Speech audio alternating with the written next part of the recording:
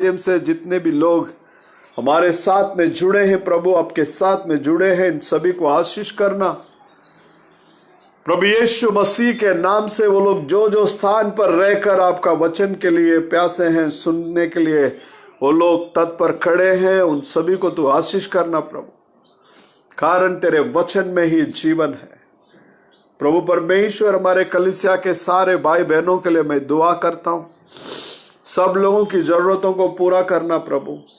विशेष करके दिशा के लिए हम दुआ करते हैं प्रभु जी, जो बहन को चिकनगुनिया है उस बहन को पूर्ण रीति से आप चंगा करना। और साथ ही साथ में प्रभु दिवेश के लिए हम दुआ करते हैं, जिसको बुखार करके हमने सुना कल, उस भाई को भी पूर्ण रीति से चंगा करना प्रभु जी।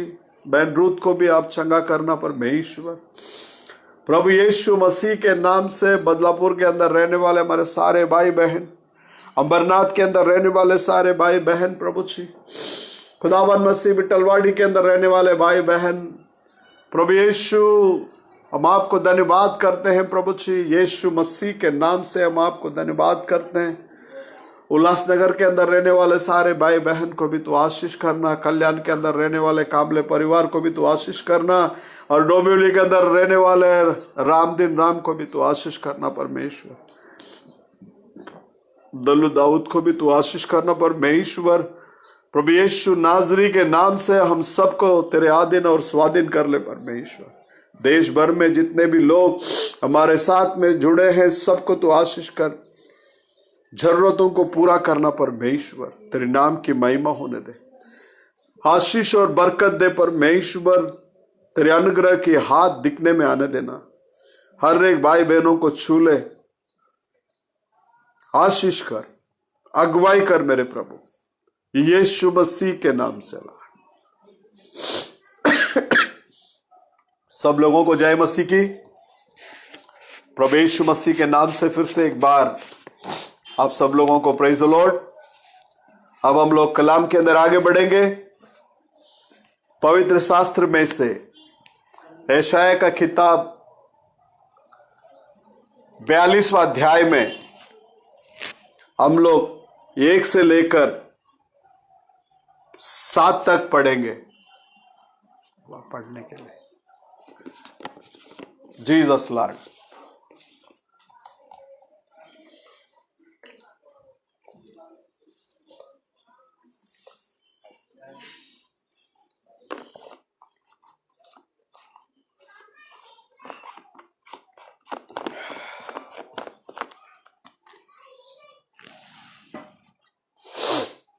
पवित्र शास्त्र के अंदर यशायाह का पुस्तक 45वां अध्याय 1 से लेकर 7 तक हम देखेंगे।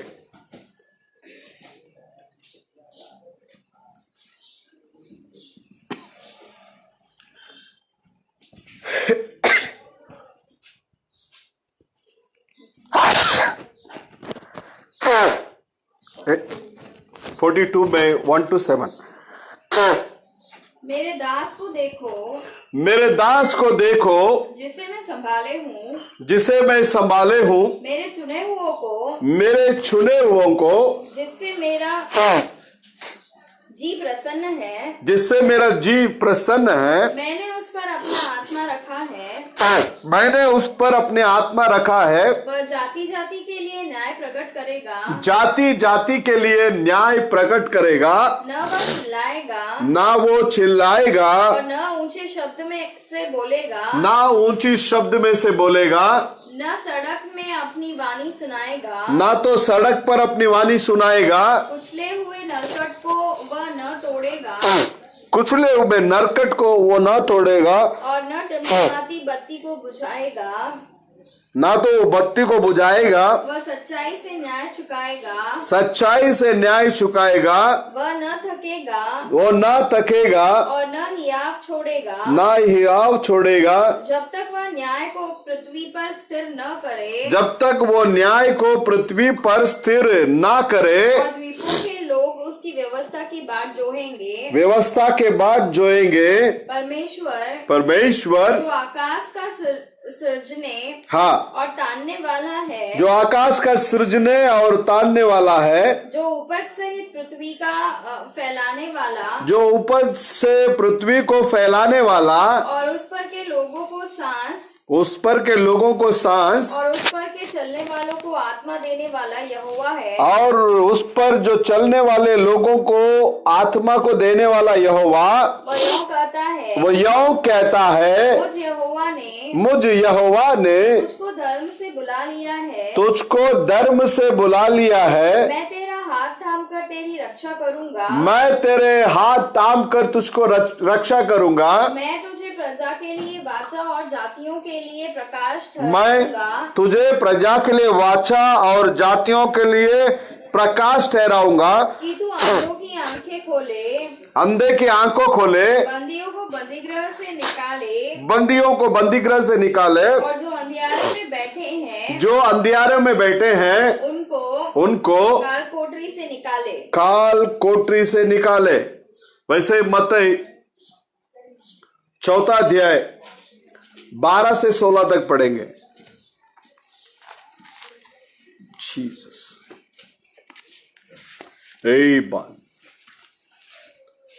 जब उसने यह सुना हाँ, कि यूहन्ना बंदी बना लिया गया है, हाँ, तो वह गलील को चला गया, हाँ, और वह नासरत को छोड़कर कफरनहूम में, जो झील के किनारे जबूलून और नप्ताली के देश में है, हाँ, जाकर रहने लगा, ताकि जो यशायाह भविष्यद्वक्ता के द्वारा कहा गया था, ताकि जो यशायाह भविष्यद्वक्ता के द्वारा कहा गया था वह पूरा हो। वो पूरा हो। जबूलून और नप्ताली के देश, जबूलून और नप्ताली के देश, झील के मार्ग से यरदन के पार, झील के मार्ग से यरदन के पास, अन्य जातियों का गलील, अन्य जातियों का गलील, जो लोग अंधकार में बैठे थे, जो लोग अंधकार में बैठे थे, उन्होंने बड़ी ज्योति देखी, उन्होंने बड़ी ज्योति देखी, और जो मृत्यु के देश, जो मृत्यु के देश छाया में बैठे थे, और छाया में बैठे थे, उन पर ज्योति चमकी। उन पर क्या चमकी? ज्योति चमकी। 17 को भी पढ़ लेना, 16 और 17। समय से हाँ, यीशु ने प्रचार करना, यीशु ने प्रचार करना और यह कहना आरंभ किया, और ये कहना आरंभ किया, मन फिराओ, क्योंकि स्वर्ग का राज्य निकट आया है। क्योंकि स्वर्ग का राज्य निकट आया है। तो आइए हम लोग अपने सरों को झुकाएंगे और परमेश्वर को धन्यवाद की भेंट चढ़ाएंगे। ये पढ़ा गया वचन प्रभु परमेश्वर यीशु मसीह का है। इस वचन का व्याख्यान कोई मनुष्य नहीं कर सकते। जिस तरह से नबी कहते हैं, जिसके भी हाथों में ताकत है वो इस कलाम को, इस पवित्र शास्त्र को अपने हाथों में उठा सकता है, लेकिन उसका प्रकाश, उसका प्रगटीकरण जो है वो परमेश्वर देता है। आज भी ये पढ़ाए गए वचन के जरिए प्रभु हमसे बोले, प्रभु हमसे बातें करे। तो आइए हम लोग दुआ करेंगे। स्तुति प्रभु जी, धन्यवाद है लाल। प्रभु यीशु मसीह के नाम से हम धन्यवाद की भेंट चढ़ाते हैं। आज के दिन में परमेश्वर प्रभु यीशु मसीह के नाम से आपका पवित्र हाथ हमारे साथ में बने रहने देना। अब परमेश्वर आज के दिन में प्रभु जी पढ़ा गया वचन के द्वारा आप हमसे बोलिए, आप हमसे बातें कीजिए, क्योंकि आपके वचन में जीवन है। आपके वचन में जीवन है प्रभु। प्रत्येक मनुष्य झूठा है, प्रत्येक मनुष्य झूठा है, केवल आप ही सच्चा है करके हम लोग शास्त्र लेख के अंदर देखते हैं। प्रभु यीशु मसीह के नाम से हम सबको तेरे हाथों में दे देते हैं। तू संभाल, तू चला, तेरे नाम की महिमा होने दे। आशीष करना, अगुवाई करना, यीशु मसीह के नाम से लाड, आमीन। इस वचन को आधार पर रखते हुए नबी ने एक संदेश दिया है लोगों के बीच में तेरा ज्योति को प्रकाशमय कर। तो परमेश्वर के अंदर प्रिय लोगों, नबी इस रीति से संदेश को आरंभ कर रहा है। इस धरती के अंदर सबसे बड़ा ज्योति बोलने से वो सूरज है। इस धरती के अंदर सबसे बड़ा ज्योति जो है वो सूरज है। हम कितने भी बत्तियों को जला ले, जब सूरज का प्रकाश आता है सारे बत्तियां जो है वहां थम जाती है। कोई भी बत्ती सूरज से बढ़कर वो प्रकाशमय नहीं हो सकता। शास्त्र लेख के अंदर यदि आप देखेंगे, जो लोग अंधकार के अंदर थे वे लोग बड़े उजाले को देखे हैं करके हम लोग शास्त्र लेख में देखते हैं। परमेश्वर के अंदर प्रिय लोगों, जब परमेश्वर ने सारे चीजों को निर्माण कर रहे थे, उस निर्माण करने के समय में, सृष्टि करने के समय में, शास्त्र लेख कहता है सारा चीज अच्छा है, अच्छा है, अच्छा है। देख लेना, सारे बीजें जमीन के अंदर थी। अब ये बीजें यदि उगकर आना है तो उसके लिए सूरज की किरण मतलब प्रकाश की आवश्यकता है। जब तक प्रकाश आता नहीं है, पानी मिलता नहीं है, तब तक एक बीज उगकर आ नहीं सकता। नबी इस रीति से कहता है, आदि में ये संसार जब रेंगते हुए वो सारे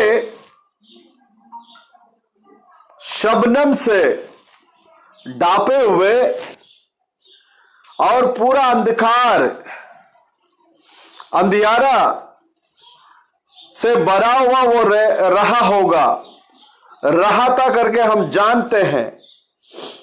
तब परमेश्वर को एक प्रकाश की आवश्यकता थी, जरूरत थी। इस बात को वो जानता था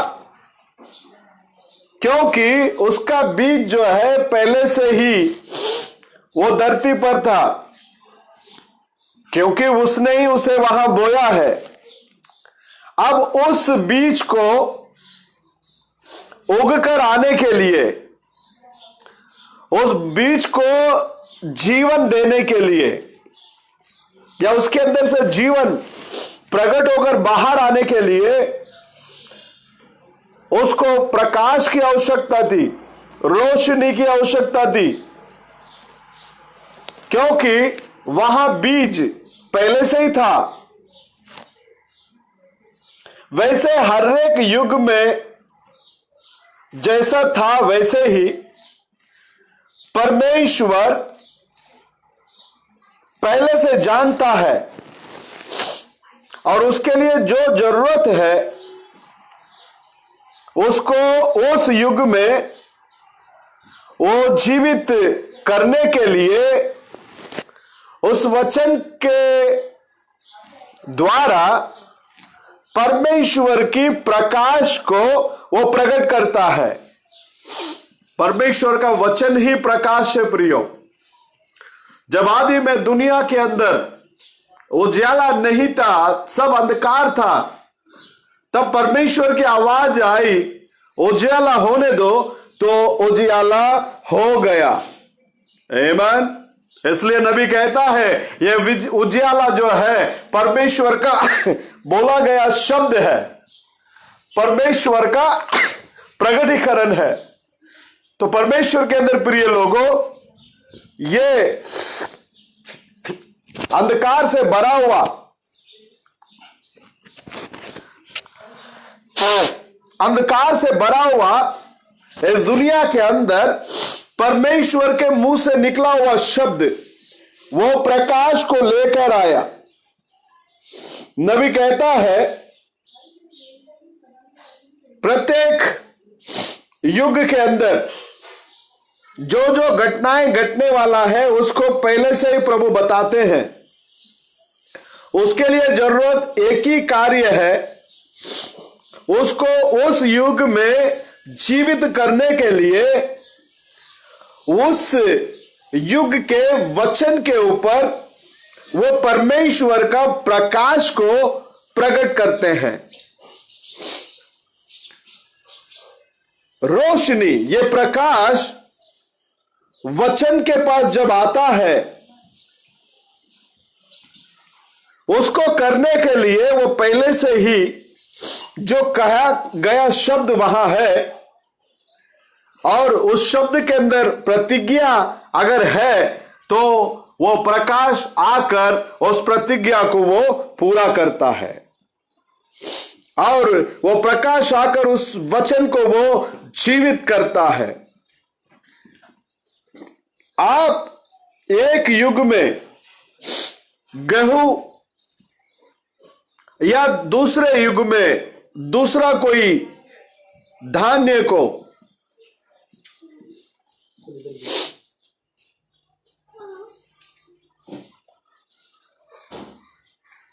या तो कुछ भी नहीं है, ऐसा कोई चीज के अंदर आप लोग रह सकते हैं। नबी कहता है कि हम लोग युग युग में जाकर जब संशोधन कर कर देखते हैं तो परमेश्वर का वचन व्यवस्था और अनुग्रह जैसे युग में आता है। प्रत्येक युग में वो प्रकाश को प्रकट करता है और प्रकाशमय होकर बीज के अंदर जो जीवन है उसको उगकर वो बाहर लेकर आता है। आज भी परमेश्वर का वचन के जरिए ये सूरज जो है प्रकाशमय होता है, क्योंकि हम लोग उसे अनुभव करें, उसका आनंद ले, जो ले रहे इस सूरज का प्रकाश का, वो जो है परमेश्वर का वचन का वो प्रगटीकरण है। हम जो बाहर देखते हैं ये सूरज का प्रकाश, परमेश्वर ने कहा प्रकाश होने दो, तो वो वचन ही है, वो वचन के अलावा दूसरा कुछ भी नहीं है। उसने कहा प्रकाश होने दो, प्रगटीकरण के अंदर परमेश्वर ने कहा प्रकाश होने दो। तो परमेश्वर के अंदर प्रिय लोगों वहां प्रकाश हो गया। आइए उत्पत्ति का किताब पहला अध्याय 15 और 16 को पढ़ेंगे। और वे ज्योतियां आकाश के अंतर से पृथ्वी पर प्रकाश देने वाली भी ठहरी, और वैसा ही हो गया। तब परमेश्वर ने 2 बड़ी ज्योतियां बनाई, उनमें से बड़ी ज्योति को दिन पर प्रभुता करने के लिए और छोटी ज्योति को रात पर प्रभुता करने के लिए बनाया, और तारांगण को भी बनाया जी। और परमेश्वर ने उनको आकाश के अंतर में इसलिए रखा पृथ्वी पर प्रकाश दे तथा दिन और रात पर प्रभुता करे, दिन और रात पर प्रभुता करे, और उजियाले को अंधियारे से अलग करे। और देखिए शुरुआत में ही परमेश्वर ने उजियाले को अंधियारे से क्या करे, अलग करे। हाँ जी। और परमेश्वर ने देखा कि अच्छा है, परमेश्वर ने देखा कि अच्छा है, तथा सांझ हुई। बस शास्त्र ले कहता है उजाला होने दो, तो उजाला हो गया। और उजाले को रात से, अंधकार से प्रभु ने क्या किया, अलग किया। आज भी वही काम हो रहा है। फर्क इतना है यस्युयन सन का प्रकाश, यस्वोयन सन का प्रकाश, यस्वोयन परमेश्वर का पुत्र। देख लेना, आज के दिन में परमेश्वर का वचन हमें इस अंधकार भरी हुई दुनिया से हमें अलग करती है, क्योंकि हम परमेश्वर के लिए एक चुना हुआ कौम है, चुने हुए लोग हैं। अब देखिए, जैसा प्रकाश होने दो करके प्रभु ने कहा, अगर वहां प्रकाश नहीं उत्पन्न हुआ होता तो वो परमेश्वर का वचन ही नहीं है। लेकिन वैसा नहीं हुआ, प्रभु ने जो भी बोला है उसको प्रभु ने क्या किया, पूरा किया। परमेश्वर ने कहा होने दे, वहां हो गया। इसलिए आज हम लोग इस सूरज का आनंद ले रहे हैं। उत्पत्ति के अंदर बोला गया शब्द हुआ, सब लोग जानते हैं। इन दिनों में